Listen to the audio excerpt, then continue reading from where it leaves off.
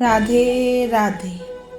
আজ আমরা শুনব শ্রীকৃষ্ণের এমন এক কাহিনী যেখানে ভক্ত ভুল করেছিল কিন্তু বিশ্বাস ছাড়েনি, আর শ্রীকৃষ্ণ তাকে ছেড়ে যাননি। সব ভক্ত নিখুঁত হয় না, কিন্তু যে ভক্ত ভুল করেও ভগবানের নাম ছাড়ে না সে কখনো হারিয়ে যান না। এক গ্রামে থাকতো এক যুবক। সে শ্রীকৃষ্ণের ভক্ত ছিল, নিয়মিত নাম নিত, মন্দিরে যেত। কিন্তু জীবনের চাপ, রাগ আর হতাশার মধ্যে একদিন সে ভুল পথে পা বাড়ালো। ভুল সিদ্ধান্ত, ভুল কথা, ভুল কাজ। তার নিজের চোখেই সে ছোট হয়ে গেল। সে আর মন্দিরে ঢুকতো না। দূর থেকে ঘন্টার শব্দ শুনে চুপ করে দাঁড়িয়ে থাকতো। সে মনে মনে বলতো, প্রভু, আমি এত ভুল করেছি, তোমার সামনে দাঁড়ানোর সাহস নেই।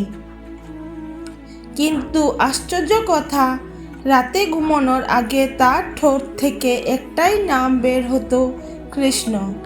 একদিন তার মা বললেন, বাবা, ভুল করলে মানুষ মুখ ফিরিয়ে নেয়, কিন্তু ভগবান মুখ ফিরিয়ে নেন না। যে ভক্ত ভুল করেও তার নাম ধরে রাখে সে কখনো একা হয় না। ছেলেটা চুপ করে শুনল, তার চোখ ভিজে উঠল। সেই রাতে সে স্বপ্ন দেখল, মন্দিরের দরজার বাইরে সে দাঁড়িয়ে, ভেতরে আলো, ঘন্টার মৃদু শব্দ। হঠাৎ ভেতর থেকে এক শান্ত কণ্ঠ ভেসে এলো, তুমি বাইরে কেন? সে কাঁপা গলায় বলল, প্রভু, আমি ভুল করেছি। কণ্ঠটি বলল, ভুল করলে বাইরে থাকার দরকার নেই, দূরে যাওয়াটাই সবচেয়ে বড় ভুল। দরজা নিজে থেকেই খুলে গেল। ঘুম ভাঙার পর সে আর অপেক্ষা করল না। সকালেই মন্দিরে গিয়ে কিছু চাইল না, শুধু বলল, প্রভু, আমাকে নিখুঁত করো না, আমাকে তোমার কাছেই রাখো। তার বুক হালকা হয়ে গেল।